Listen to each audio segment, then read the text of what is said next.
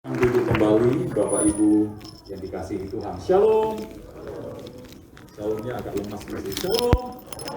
Haleluya. Selamat Paskah bagi kita semua. Kalau hari Jumat kemarin kita memperingati Jumat Agung, Yesus mati menyerahkan dirinya di Kalvari untuk menebus dosa kita. Dan hari ini kita bersukacita karena kita merayakan kebangkitan Yesus. Yesus tidak mati seterusnya, tetapi dia bangkit, hidup, dan memberi hidup dalam kehidupan kita. Hari ini, saya akan sharing firman Tuhan yang saya beri judul, Yesus Sang Pionir. Yesus Sang Pionir.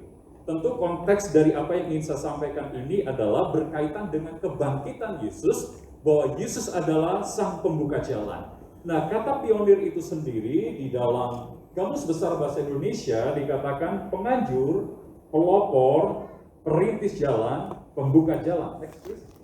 Dikatakan bahwa pionir ini adalah penganjur, pelopor, perintis jalan, atau pembuka jalan. Jadi kebangkitan Yesus ini adalah perintis untuk kebangkitan orang mati yang percaya kepadanya.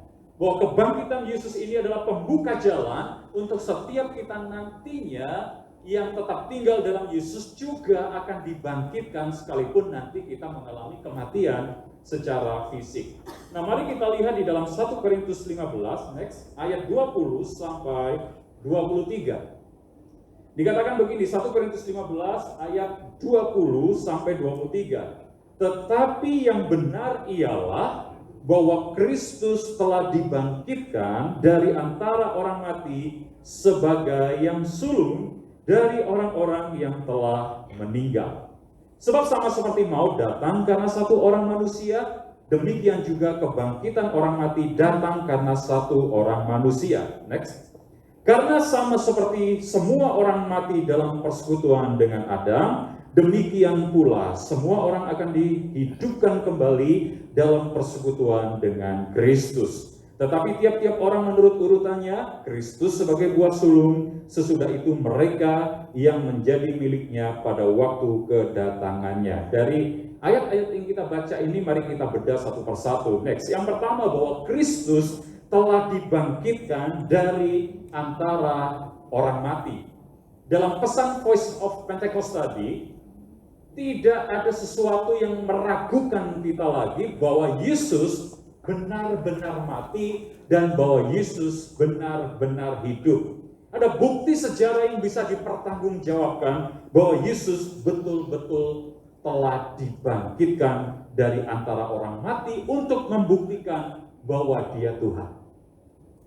Yesus bangkit dari antara orang mati untuk membuktikan bahwa dia benar-benar Tuhan yang layak untuk disembah, yang layak untuk dipuji, yang layak untuk diberikan hormat. Karena dia telah mati dan bangkit bagi kita semua. Dan kebangkitan Yesus itu membuktikan dia hidup. Kita bersyukur Bapak Ibu karena kita punya Tuhan yang hidup. Tuhan kita bukan Tuhan yang mati. Karena dia Tuhan yang hidup, dia tahu semua hal tentang kita.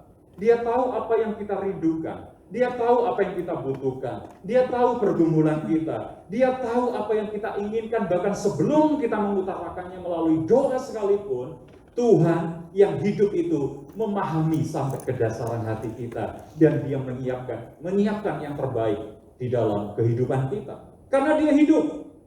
Yesus bangkit untuk membuktikan dia menang atas segala sesuatu. Dia menang atas maut. Sehingga firman Tuhan katakan, hai maut, di manakah sengat? Kebangkitannya membuktikan dia menang atas segala sesuatu. Sehingga kita yang percaya kepada Yesus akan mengalami kemenangan demi kemenangan. Itulah sebabnya kenapa firman Tuhan berkata kita lebih daripada pemenang. Karena kita punya Tuhan yang telah menang atas segala sesuatu. Menang atas maut, menang atas kuasa dosa, dan menang atas segala sesuatu. Dan kebangkitan Yesus itu juga membuktikan bahwa semua apa yang dinubuatkan di dalam Alkitab adalah benar dan digenapi. Makanya saya katakan begini, kalau saudara pegang teguh janji Tuhan, dan imani itu, percayai itu, maka pada akhirnya nanti kita akan menerima penggenapan dari janji Tuhan itu. Kalau kebangkitan Yesus ini adalah sebuah penggenapan dari janji yang besar yang telah tertulis di dalam Alkitab dan dinubuatkan oleh para nabi, dan itu betul, Maka saya percaya semua apa yang Tuhan janjikan di dalam firman-Nya pun akan digenapi dalam hidup kita. Tapi seringkali kita suka tidak sabar menunggu waktunya Tuhan tiba untuk merealisasikan janjinya atas hidup kita. Apakah Abraham ketika mendapatkan janji yang besar itu, keturunannya seperti bintang di langit banyaknya dan pasir di tepi laut banyaknya, lalu kemudian secara otomatis dalam waktu yang singkat digenapi janji itu? Ternyata tidak. Dia harus menunggu sekian lama sampai janji itu digenapi. Tetapi Alkitab catat, walaupun dia menunggu lama, ternyata janji itu betul-betul digenapi. Apakah ketika Yusuf mendapat mimpi bahwa berkas-berkasnya dia melebihi dari berkas-berkas saudaranya? Lalu kemudian secara otomatis dalam waktu yang singkat dia menjadi penguasa. Orang nomor 2 di Mesir, ternyata tidak. Ada proses yang panjang. Dia mengalami satu situasi demi situasi, mengalami proses demi proses yang tidak enak di dalam kehidupannya. Tapi di akhir kehidupannya kita tahu, dia mengalami penggenapan janji Tuhan. Kalau Yesus bangkit dari antara orang mati sebagai penggenapan dari nubuatan yang dicatat oleh para nabi, dan itu benar adanya, maka saya percaya semua apa yang Tuhan janjikan dalam hidup saudara, ketika kita pegang itu baik-baik, kita imani itu dan kita tidak lepaskan itu, pada waktunya Tuhan nanti kita akan memperoleh janji penggenapan firman Tuhan. Yang percaya berikan tepuk tangan bagi Tuhan. Mungkin saudara berkata, saya sudah menunggu sangat lama, 10 tahun, 20 tahun. Ada yang berkata, capek saya menunggu. Tapi percayalah pada waktunya Tuhan. Dia nggak pernah telat. Dia tidak pernah terlambat untuk menggenapi semua janjinya. Kalau Yesus dibangkitkan sebagai penggenapan dari nubuatan itu, maka jangan pernah ragu apa yang menjadi janji Tuhan. Apa yang menjadi nubuatan-nubuatan yang kita dengar dari hamba Tuhan, dari firman yang kita baca. Pegang teguh itu, iman itu. Maka akan digenapi dalam hidup kita. Pertanyaannya sekarang adalah, Yesus kan sudah dibangkitkan dari antara orang mati. Lalu siapa yang membangkitkan Yesus? Apakah Yesus bangkit sendiri atau ada oknum yang membangkitkan Yesus dari antara orang mati? Ayat ini akan menjawab pertanyaan ini. Roma 8 ayat 11. Next. Dikatakan, dan jika roh Dia yang telah membangkitkan Yesus dari antara orang mati. Berhenti sampai di situ dulu. Berarti dari ayat ini kita tahu ada kuasa yang membangkitkan Yesus dari antara orang mati. Ada pribadi yang membangkitkan Yesus dari antara orang mati. Karena itu dikatakan, dan jika roh Dia, yaitu Roh Kudus yang telah membangkitkan Yesus dari antara orang mati, diam di dalam kamu, maka Ia yang telah membangkitkan Kristus Yesus dari antara orang mati akan menghidupkan juga tubuhmu yang fana itu oleh Roh-Nya yang diam di dalam kamu. Berita yang perlu saudara dengar hari ini adalah bahwa ternyata Yesus bangkit karena ada Roh Kudus yang membangkitkan Dia. Dan berita baiknya, Roh Kudus yang telah membangkitkan Yesus dari antara orang mati, diam di dalam hidup kita. Sadari akan hal itu Bapak Ibu. Firman Tuhan berkata, tidak tahukah kamu bahwa tubuhmu adalah bait Roh Kudus, di mana Roh Kudus diam di dalam kamu. Jadi ternyata di dalam diri setiap kita orang percaya didiami Roh Kudus. Dan Roh Kudus itu adalah pribadi yang telah membangkitkan Yesus dari antara orang mati. Dia juga dikatakan di ayat itu akan menghidupkan juga tubuhmu yang fana itu. Di dalam teks aslinya, kata menghidupkan juga tubuhmu yang fana itu punya pengertian gini. Akan memberikan pertambahan dalam hidup kita. Akan memberikan kesegaran di dalam hidup kita. Akan memberikan kenaikan demi kenaikan di dalam kehidupan kita. Akan memberikan kepada kita sebuah semangat yang baru dalam menjalani kehidupan ini. Tapi sayangnya banyak orang kurang memahami akan hal ini. Dia berpikir, saya hidup seorang diri, saya menjalani realita kenyataan atau kenyataan hidup seperti ini, lalu dia menyalahkan diri sendiri, menyalahkan orang lain, menyalahkan Tuhan. Padahal di dalam diri setiap kita orang percaya ada Roh Kudus. Dan Roh Kudus itu telah membangkitkan Yesus dari antara orang mati. Roh yang sama akan membangkitkan kita. Ada gairah yang Tuhan akan bangkitkan.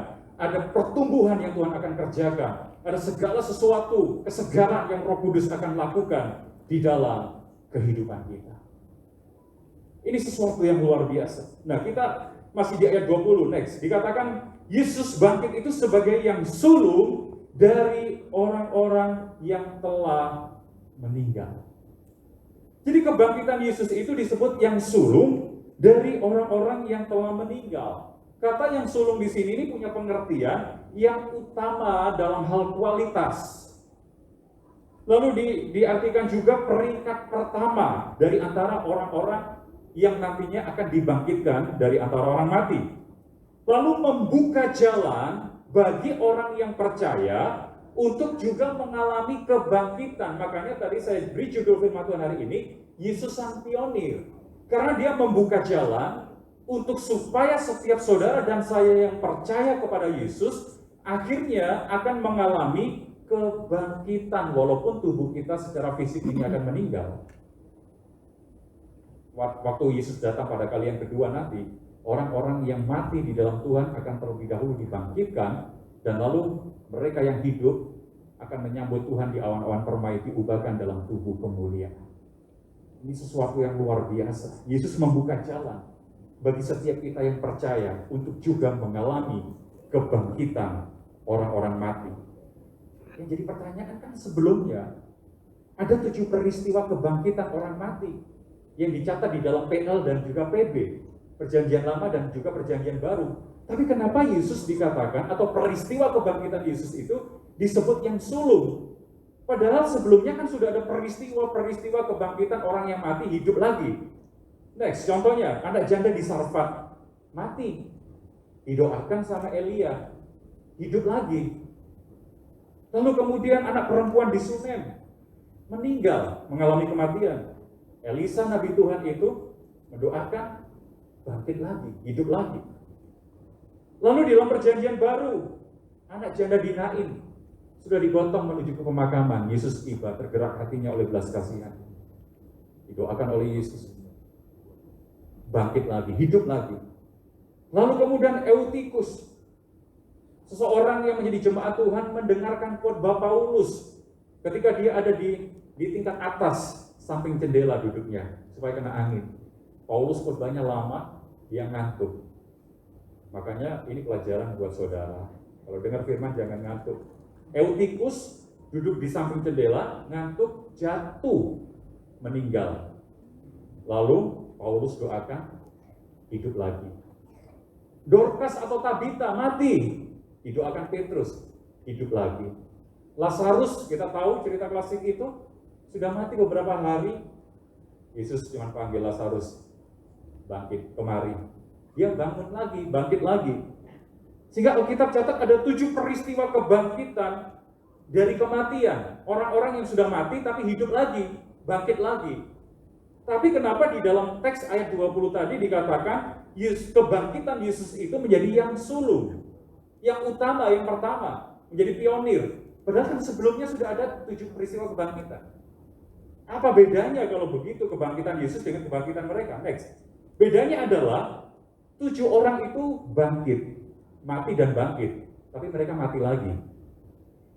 Alkitab memang tidak tercatat atau tulis secara terperinci. Tapi di dalam perjalanan kehidupan mereka berikutnya setelah mengalami mujizat itu, mujizat kebangkitan itu dari mati bangkit lagi, akhirnya mati lagi dia. Tapi tidak dengan Yesus. Yesus mati, bangkit, hidup. Tidak mengalami kematian lagi. Itu bedanya. Makanya dikatakan Yesus menjadi yang sulung, soal kualitas itu yang utama. Dia menjadi pionir. Karena ketika Yesus bangkit, dia tidak mati lagi, dia hidup dan bahkan memberikan janji di dalam kehidupan kita, orang-orang yang percaya, untuk kita nanti dihidupkan dan diberikan hidup yang kekal oleh Tuhan. Lalu bedanya selanjutnya, mereka bangkit tetapi masih dengan tubuh yang fana. Tubuh yang bisa sakit, tubuh yang bisa menderita, tubuh yang terus mengalami kemerosotan, kemunduran dari waktu ke waktu. Coba kita lihat, kita bandingkan keadaan fisik kita sekarang dengan ketika kita masih remaja atau pemuda dulu. Sangat jauh berbeda. Kita sudah mulai lupa taruh barang di mana, kita cari sendiri, nggak ketemu. Kekuatan kita sudah mulai terbatas. Naik beberapa anak tangga pun rasanya sudah ngos-ngosan, sesak nafas. Lalu penglihatan kita sudah mulai agak kabur-kabur. Lalu kemudian kita sudah tidak lagi bisa mengingat banyak hal seperti dulu lagi. Ini membuktikan bahwa selama kita ada di bumi ini, dan selama usia kita terus semakin bertambah, sebetulnya kita terus mengalami kemerosotan demi kemerosotan. Seperti hukum termodinamika. Semua apa yang ada di dunia ini terus mengalami kemerosotan. Akan habis pada akhirnya. Akan berkesudahan pada akhirnya. Itulah tubuh fana. Tetapi tidak dengan Yesus. Waktu Yesus bangkit, dia tidak lagi mengenakan tubuh yang fana, tubuh yang bisa binasa, tetapi tubuh kebangkitan itu yang dia kenakan. Dan tubuh kebangkitan yang sama Tuhan akan berikan bagi setiap kita yang percaya dan tetap tinggal di dalam Yesus. Pada akhirnya nanti setelah kita mengalami kematian, kalau Yesus belum datang pada kali yang kedua ya, lalu Tuhan akan bangkitkan kita dan kita mengenakan tubuh kebangkitan, tidak lagi mengenakan tubuh yang fana. Tubuh kebangkitan nggak perlu lagi makan, nggak perlu lagi minum. Tubuh kebangkitan nggak bisa sakit. Tubuh kebangkitan sekaligus juga tidak terikat dengan hukum alam. Kalau tubuh fana kita ini terikat dengan hukum alam, ada hukum yang namanya gravitasi. Kalau kita menjatuhkan diri dari beberapa lantai di atas kita yang tinggi, ya kita akan celaka, minimal patah tulang, maksimal meninggal. Karena itu hukum alam yang kita langgar. Tapi tidak dengan tubuh kebangkitan. Ketika para murid mengunci pintu pada waktu itu ketakutan setelah Yesus mati. Lalu kemudian Yesus menampakkan diri kepada para murid, tiba-tiba nongol di antara mereka. Lewat mana Yesus?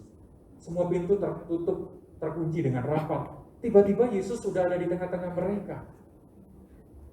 Untuk menampakkan diri kepada para murid itu. Ini tubuh kebangkitan yang membedakan 7 orang yang bangkit dari kematian tadi, masih mengenakan tubuh yang fana, masih terikat dengan hukum alam, tetapi ketika Yesus bangkit dari kematian, dia mengenakan tubuh kebangkitan, tidak lagi mengenakan tubuh yang fana, dan tidak lagi terikat dengan hukum alam. Yang selanjutnya mereka bangkit, tetapi tidak berkuasa membangkitkan yang lain. Orang-orang yang dicatat dalam Alkitab 7 orang itu, mereka mati, hidup lagi atau dibangkitkan. Tapi mereka tidak punya kuasa untuk membangkitkan teman-temannya atau sahabat-sahabatnya atau orang lain. Tetapi Yesus memberi janji. Kalau kita percaya kepada Yesus, walaupun nanti kita mati, Dia akan membangkitkan kita. Karena itu Dia berkata, akulah kebangkitan dan hidup.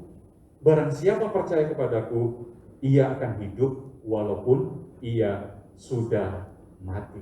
Jadi kita mengerti sekarang bahwa ternyata kebangkitan Yesus ini adalah menjadi yang sulung, Yesus sang pionir untuk membuka jalan bagi kita yang percaya kepada Yesus, walaupun secara fisik nanti tubuh kita akan mengalami kematian, tetapi Tuhan akan bangkitkan kita dan berikan kepada kita hidup yang baru, hidup yang kekal bersama dengan Tuhan selama-lamanya. Next. Nah di ayat 21 dikatakan begini, sebab sama seperti maut datang karena satu orang manusia, demikian juga kebangkitan orang mati datang karena satu orang manusia. Kita tahu, Alkitab catat semua manusia dalam keadaan berdosa, upah dosa adalah maut. Akibat dosa kita terpisah dengan Allah, terpisah dengan sesama kita. Tetapi kita bersyukur, Yesus mati waktu Dia berkata, tetelestai, sudah selesai di atas kayu salib. Dia tanggung dosa kita, Dia tanggung penderitaan kita, Dia tanggung segala kutuk apapun juga di atas kayu salib. Terjadi substitusi, terjadi pertukaran yang besar di atas kayu salib.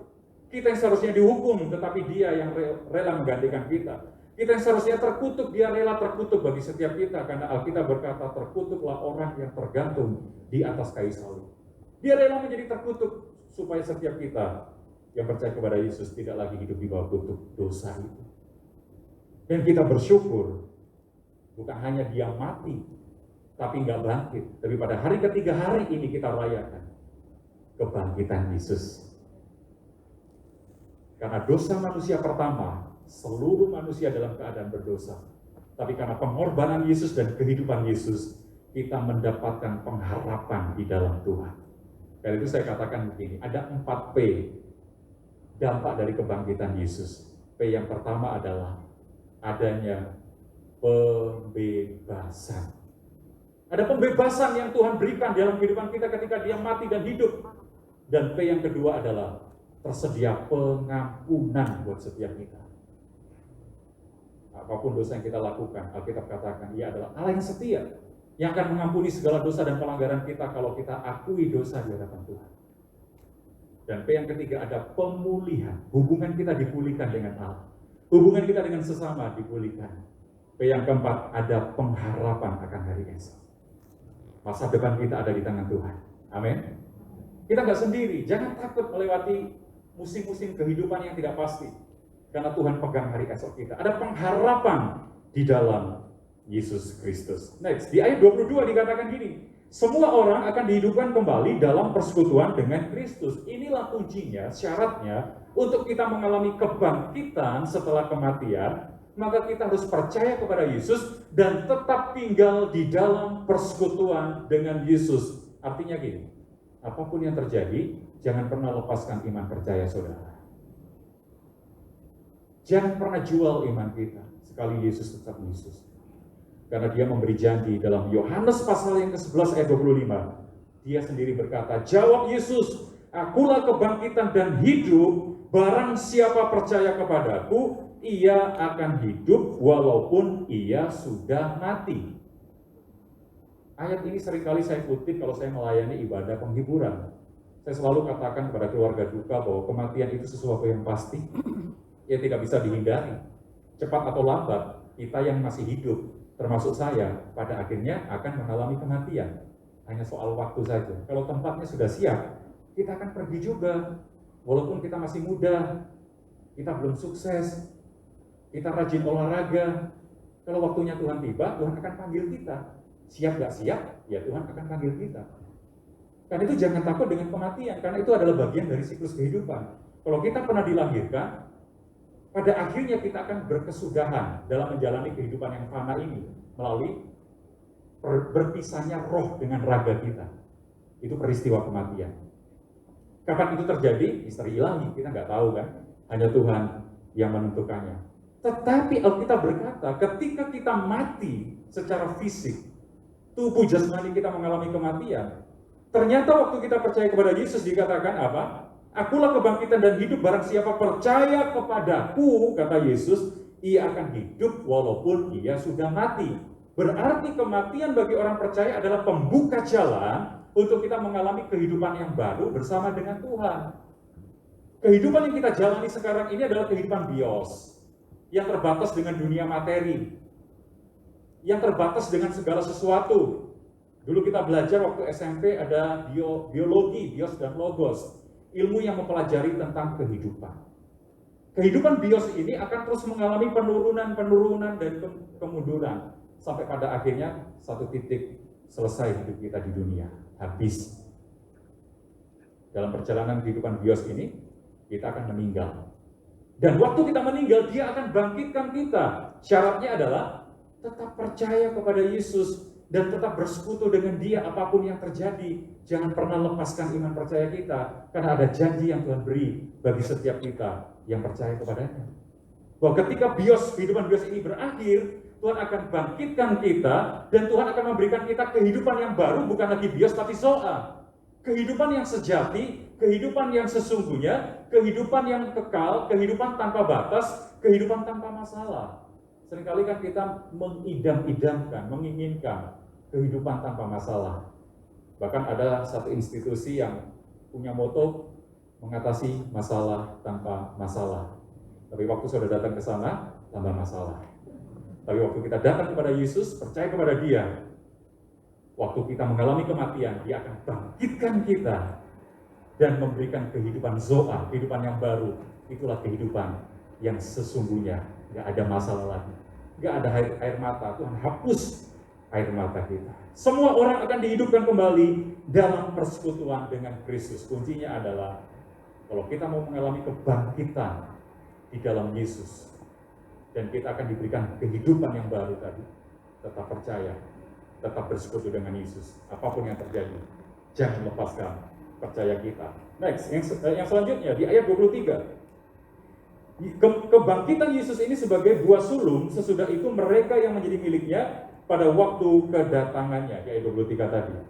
Jadi ternyata di dalam Alkitab itu ada dua jenis kebangkitan. Yang pertama adalah kebangkitan pertama. Jadi waktu Yesus datang dari surga di awan-awan permai, di Uranos, di angkasa, maka peristiwa selanjutnya adalah mereka yang mati dalam Tuhan akan dibangkitkan untuk menyambut dia di awan-awan permai. Setelah itu kita yang masih hidup diubahkan dalam tubuh kemuliaan untuk bertemu dengan dia di sana. Ada pesta perjamuan kawin anak domba. Itu kebangkitan pertama. Dan orang-orang yang tidak mendapat bagian dalam kebangkitan pertama itu akan mendapatkan bagian dalam kebangkitan kedua. Di dalam Wahyu pasalnya yang ke-20 ayat 11 sampai 12 nanti saudara baca di sana, maka laut menyerahkan orang-orang mati dalamnya. Kerajaan maut menyerahkan orang-orang yang telah mati dan mereka menghadap tahta putih yang besar. Mereka akan diadili, gak ada ampun lagi di sana. Mereka akan dimasukkan ke lautan api yang kekal. Itulah kebangkitan kedua. Kita berdoa kalau Yesus belum datang dan kita mengalami kematian, supaya kita mengalami kebangkitan pertama, maka nanti kita akan bertemu dengan Tuhan. Karena kebangkitan kedua itu mendapatkan hukuman yang kekal. Karena itu di dalam pengakuan iman Gereja Bethel Indonesia, next slide, dikatakan begini, pengakuan iman GBI. Pada akhirnya, semua orang mati akan dibangkitkan. Orang benar akan bangkit pada kebangkitan pertama dan menerima hidup kekal. Tetapi orang jahat akan bangkit pada kebangkitan kedua dan menerima hukuman selama-lamanya. Ini pengakuan iman GBI, Sinode GBI. Orang benar akan bangkit pada kebangkitan pertama, mendapat hidup kekal. Orang jahat yang menolak keselamatan, menolak anugerah dalam Yesus, akan bangkit pada kebangkitan kedua dan mendapatkan hukuman kekal. Kembali ke slide sebelumnya. Jadi ada dua jenis kebangkitan. Kita rindukan kita bangkit pada kebangkitan pertama kalau Yesus belum datang ya. Kita masih, kalau Yesus datang dan kita masih hidup, maka kita nggak mengalami kematian. Dalam 1 Tesalonika pasal yang keempat ayat 16, kita diubahkan dalam tubuh kemuliaan. Dan ternyata dalam Alkitab juga ada dua jenis kematian. Kematian pertama dan kematian kedua, artinya kematian pertama itu kematian fisik. Tadi saya katakan, siapapun saudara, sekuat apapun kita, pada akhirnya akan mengalami kematian secara fisik. Tapi tidak semua orang mengalami kematian kedua. Kalau saudara baca dalam Wahyu 20, kematian kedua ini adalah kematian kekal, di lautan api yang kekal. Gembala Jemaat Induk kita, Pak Niko, selalu ingatkan, jangan sampai, kata beliau, kita masuk ke neraka. Itu tempat yang paling mengerikan. Neraka itu sesuatu yang pasti. Surga pun adalah tempat yang nyata. Karena itu hari ini putuskan untuk kita tetap percaya kepada Yesus. Tetap tinggal dalam persekutuan yang erat dengan Tuhan. Supaya kita hanya mengalami satu kematian secara fisik kalau Yesus belum datang. Dan kita tidak mengalami kematian kekal atau kematian yang kedua. Karena ada dua kelahiran. Jadi rumusnya gini Bapak Ibu. Kalau orang itu hanya lahir satu kali, dia akan mengalami kematian dua kali. Tapi kalau orang itu lahir dua kali, dia hanya mengalami satu kali kematian. Artinya, kalau kita hanya lahir satu kali dari rahim ibu kita, dan kita tidak mengalami kelahiran baru di dalam Yesus, kita tidak mengalami pertobatan di dalam Yesus, maka orang itu akan mengalami kematian fisik, yaitu kematian yang pertama, dan sekaligus akan mengalami kematian kedua, yaitu kematian kekal. Tapi bagi setiap kita di tempat ini, yang telah menjadikan Yesus sebagai Tuhan dan Juru Selamat, artinya kita telah melalui proses kelahiran baru. Kita mengalami dua kelahiran. Kita dilahirkan dari rahim ibu kita, dan sekaligus kita lahir baru di dalam Yesus. Maka kita hanya mengalami satu kematian. Kecuali kalau tiba-tiba Yesus datang sebentar lagi, kita nggak mengalami kematian juga. Tapi kalau Yesus belum datang dan Tuhan panggil kita, berarti hanya mengalami satu kematian fisik, tapi kita tidak mengalami kematian kekal. Karena ada janji yang Tuhan beri. Dia telah bangkit untuk membangkitkan kita dan memberikan kehidupan yang kekal dalam kehidupan kita. Jadi Yesus Sang Pionir membuka jalan untuk setiap kita yang percaya kepada Yesus tidak mengalami kematian kedua, tidak mengalami kebinasaan, tetapi kita dibangkitkan dan diberikan kehidupan yang baru, kehidupan yang kekal. Syaratnya adalah tetap percaya kepada Yesus. Jangan lepaskan iman percaya kita. Tetap ada di dalam persekutuan yang erat dengan Tuhan. Maka saya percaya kita akan mendapatkan janji di dalam Yesus Kristus. Selamat Paskah, Tuhan memberkati. Mari kita bangkit berdiri bersama-sama. Terima kasih untuk kematian-Mu, terima kasih untuk kebangkitan-Mu dari antara orang mati. Engkau rela berkorban dan sekaligus Engkau hidup untuk memberikan kehidupan yang baru dalam hidup kami. Mari beberapa menit ke depan ini setiap kita bersyukur. Bersyukur buat kasih Tuhan. Bersyukur buat kebangkitannya. Bersyukur Dia menjadi sang pionir dalam hidup kita. Berkata-kata kepada Tuhan, terima kasih Tuhan, kami bersyukur. Terima kasih Tuhan, Kau telah bangkit, memberikan kehidupan yang baru. Terima kasih Tuhan, terima kasih Bapa, kami bersyukur.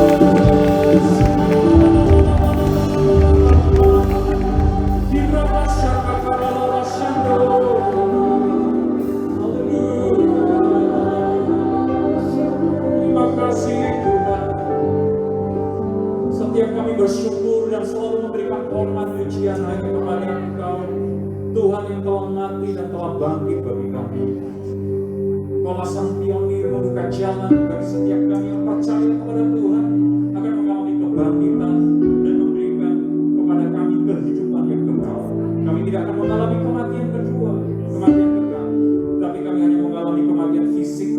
datang dan kami akan dibangkitkan serta diberikan zoa kehidupan yang kekal, kehidupan yang sesungguhnya, kehidupan yang sejati. Terima kasih menerima apa yang kami dengar. Kami kembalikan segala puji, hormat hanya bagimu dalam nama Yesus. Haleluya.